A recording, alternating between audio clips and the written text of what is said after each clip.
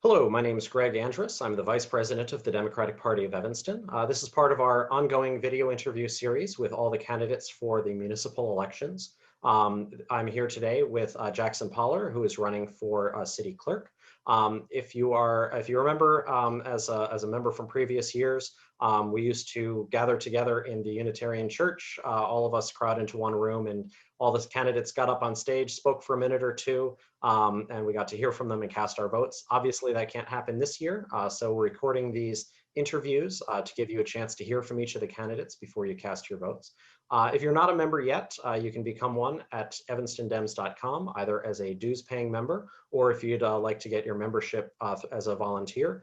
We have a couple of upcoming events that you can get involved with to earn your membership that way. Oh yeah, and ballots will go out on January 17th. They're due back in by January 23rd. So Jackson, why don't you take the first couple of minutes and just tell us a little bit about yourself?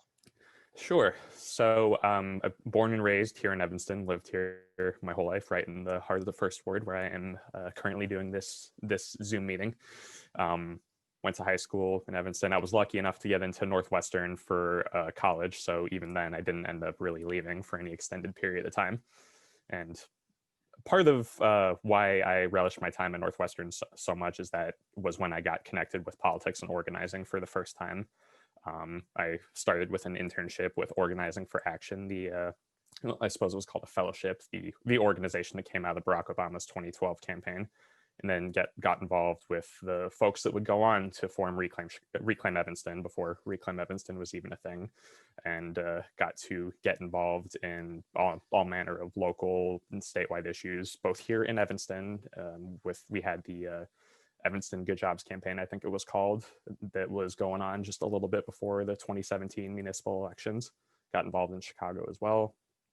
Canvassed a number of wards in Evanston for a number of different candidates, including for Clerk Reed. After I graduated from Northwestern, I worked on a couple different political campaigns, doing the field work. There was a state rep race in Chicago, and I worked on a congressional campaign in Iowa and for the coordinated campaign for the Michigan Democrats in 2018, which was overall a pretty good year. And after a little while of that, I decided I wanted to go to law school. So that's currently what I'm doing. I'm the second year law student at Loyola, and still back in Evanston, place I don't know if I'm ever going to really want to leave. Trying to be as engaged as I can. I interned at the Moran Center this past spring, helping with a lot of the expungement and sealing work that they do. A great service for Evanston residents and people throughout the Cook County area. And at this point, just trying to stay engaged and active as much as I can be in local politics. All right, thank you very much. So a question I like to ask for the non-incumbents, why clerk? So of all the different races that you could have joined, of all the different ways to get involved in public service, why this one specifically? So I think that the reason why I settled on clerk this time was a lesson I learned from being as engaged as I could be over the last 4 years, seeing the kind of really strong progressive campaign that Clerk Reed ran on the kind of transparency and accountability that the clerk's office could bring, and then seeing sort of what became of that during those 4 years with the various fights he had with a number of different people on the current city council, and led me to an understanding that this might not be new to some of you, but the understanding is that democracy like ours doesn't really feel like it's working for everybody. It feels like it can't possibly work for everybody without an active, enthusiastic, and engaged public, even beyond just elections. Public that is going to city council meetings when they can, making public comment when they can, and really telling their elected officials what they require. And I see the clerk's office here in Evanston as the avenue by which that participation can occur. The clerk facilitates public comment, can receive communications to the city council, read them at city council meetings. And then there's the clerk's FOIA responsibilities. That is another important way that to kind of shine a light on what our city council is doing, and really overall just demystifying local government for Evanston residents. That's an invaluable piece of the puzzle. And I saw an opportunity in this election to really, at bare minimum, add my voice to this election and do what I could to make sure that the next clerk, whether it's me or someone else, really came into that job fully ready and capable of building on the work that Clerk Reed has already done. Thank you. So you had mentioned FOIAs, and I wanted to follow up with that with my next question. So the clerk's role as FOIA officer has, gotten fairly contentious with city council and with some other city institutions like the police. How do you plan to smooth over that relationship, make that less fractious, while still providing accountability and transparency? So I think the way that that can happen really begins and ends with the relationships being built. And I think it's a fair assumption that the vast majority of people who are in our various city offices are there for the right reasons and want to actually do their job well and serve the citizens of Evanston well. And the way that that is done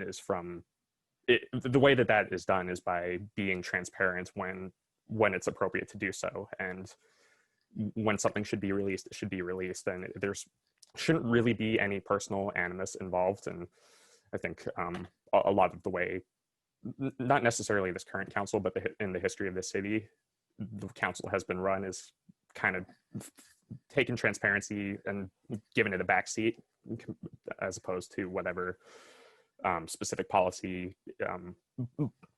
goals the city council might want to pursue. And I think part one of kind of smoothing those relationships over is just rebuilding those relationships from the starting point of we're all here to serve the citizens of Evanston, and this is the way that we do that. There was one recent change made to FOIAs, was that police FOIAs are no longer in the purview of the clerk's office. Is that something you'd like to see returned? Yes, that is. I think that both the police FOIAs and the city law department FOIAs should be returned under the purview of the clerk. Now, obviously, that's not a decision that the clerk has the authority to make. It will be in the control of the new council, whether or not they inevitably do that. But I think Clerk Reed has spoken on this extensively, and I think he's gotten it right every time about how the clerk can and should serve the role of a publicly accountable FOIA officer who is in charge of making these decisions of releasing what should be released when it's asked for. And without that, there's not really a way to hold the law department or the Evanston Police Department fully accountable. So yes, is the short answer. It should be returned. But if I'm elected, I will do the job of FOIA officer, whatever it may be at that time. Yeah, one of the things you had mentioned in your answer was that the clerk's office, a lot of the decisions aren't really in the control of the city clerk. It's much more of an administrative position than a legislative or executive position. Which is to say that you'll be carrying out policy rather than crafting policy. So what is one of your priorities for making changes given the scope of the office? I think my priorities there really relate back to what I alluded to earlier about making sure that the Evanston residents have as many different ways as possible to be engaged in what our city council is doing and to at the very least be aware of what the city council is doing. Not everyone has the time or capacity to go to every council meeting or to make public comment. And I see a couple things that the clerk could do to expand the number of people who are able to hold our city council accountable. There's something that Clerk Reed talked about a lot when he was campaigning, and I don't think it's his fault that it didn't happen, but something I would very much like to bring back is building some sort of database that tracks proposed resolutions, ordinances, what have you, that various city staff might be working on before they actually come to the council for a vote, and making that publicly available so that if you don't necessarily have the time to listen to a long council meeting, and with the amount of business that we do, it can go on for quite some time, there's still a way to see what your government is up to. And then the clerk also has a job of receiving any petitions or communications to the council, and unless otherwise ordered by the council, reading those out at the next meeting. And though I personally would like to see a method for binding petitions passed that would force the council to take action on whatever their constituents want them to, the clerk can at the very least facilitate larger non-binding petitions and read those at the council. So if you're not able to be there for public comment yourself, your name and what you want will still be heard by the people on those in those chairs. Excuse me. And that's really the direction I want to see the clerk's office continue to go. Thank you. So one of the other duties of the clerk that the clerk's office has is to help run elections. Working with the county clerk as well to facilitate elections. I wanted to hear what plans you have to make elections more accessible, the election process more accessible to Evanston residents. So I think that a lot of the way that Clerk Reed has been handling that part of the role is good, and I would want to build off of that. For example, he hosted an event on May 27th to sort of give an introduction to what the municipal election process is. And I think the secret to making elections as accessible as they can be is more events like that whenever there's an election coming up or whenever there are specific issues of public policy that might be being discussed, holding those events with partners to sort of explain what the situation is and give people a full view of what to expect. Something I would want to add to the election part of that is not just what the paperwork is for how to run for office, how many petitions you want to get, what the deadlines are, things like that, but also a thorough explanation of what the objection process would be if someone is objected to, and kind of how that would go through the Evanston Electoral Board, what to expect if that would were to go to circuit court. And I would love to partner, I don't know exactly who the attorneys would be, but I would love to partner with local election attorneys who might be able to take on a case pro bono if it does go to circuit court. Because besides the financial barriers to running for office, that the legal aspect of it I see as another potential barrier that can discourage people who might otherwise want to run from office from being able to. And I think the clerk can do a lot to get, at the very least, make that less scary, if not give people ways to actually get around it. I'll admit you preempted my next couple of questions here, which the first one, I just wanted to address this election specifically, because this is going to be an unusual race for the city this cycle. Mm-hmm. I mean, there are 6 candidates running for this seat, and only one of them is on the ballot. So your own race is as a write-in candidate. Mm-hmm. How in the future could the clerk's office or should the clerk's office assist in first-time candidates who have never navigated the process before? I think that I'm going to be retreading a lot of the same ground of what I just said.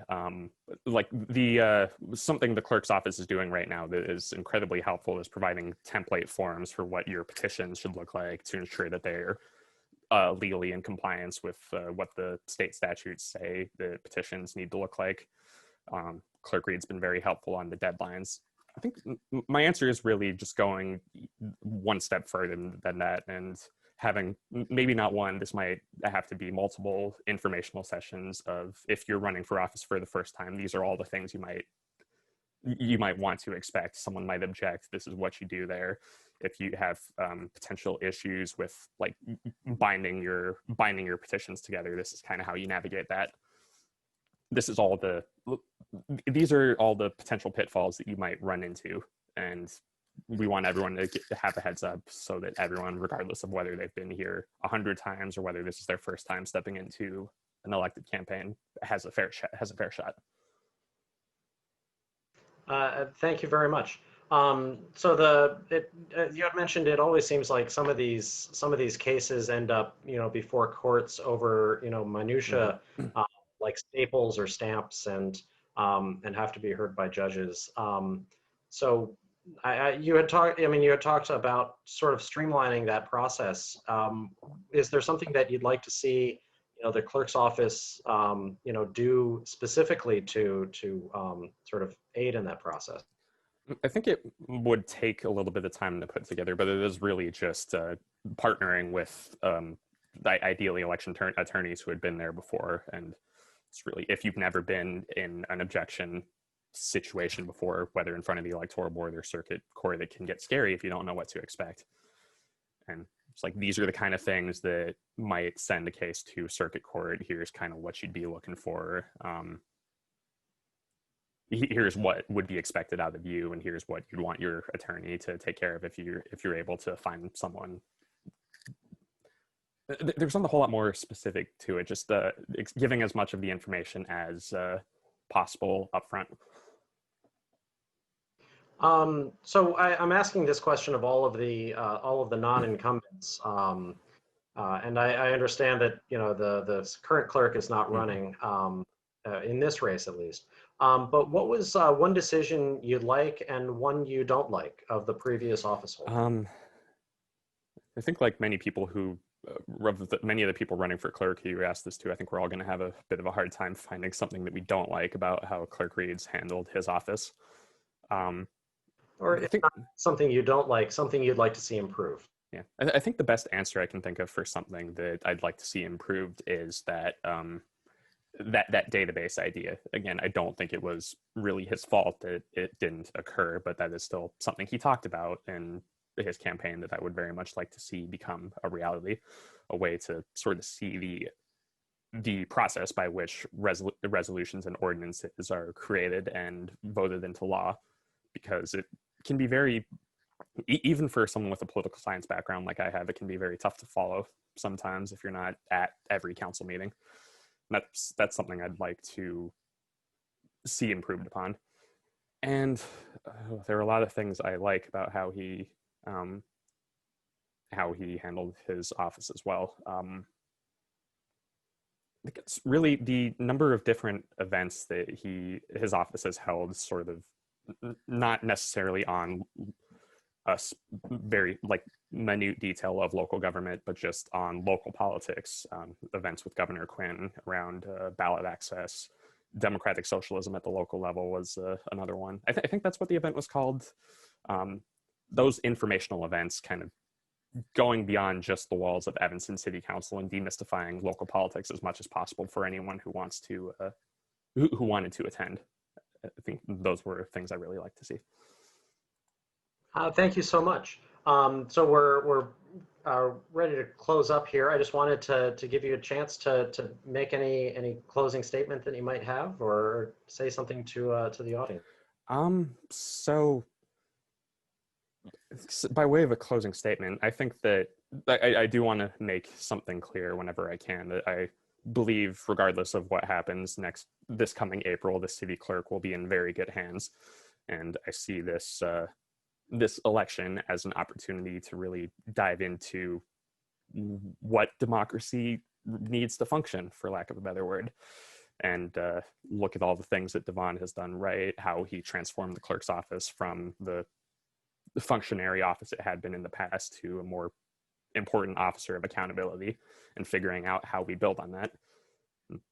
I think I have the kind of knowledge and background where I could do the job well, but at the very least, I think I have a lot to add to the conversation. So I hope anyone watching this who is either undecided or maybe just hasn't thought about the clerk's office as much continues to tune in to events like this, to hear me speak, to hear Stephanie speak, to hear Misty speak, and really look at how the clerk's office can be in the best position going forward and make their decision on who to vote for based on that. Thanks. And I'd like at the end here to open it up. I see we have a couple of observers today. If you have any questions for Jackson, just put them in through the chat, and we'll give you a minute to type here. But thank you so much, Jackson, for joining us. All right, it doesn't look like our audience member is gonna come in with any questions at the moment, but thank you so much, and have a great day. Thank you.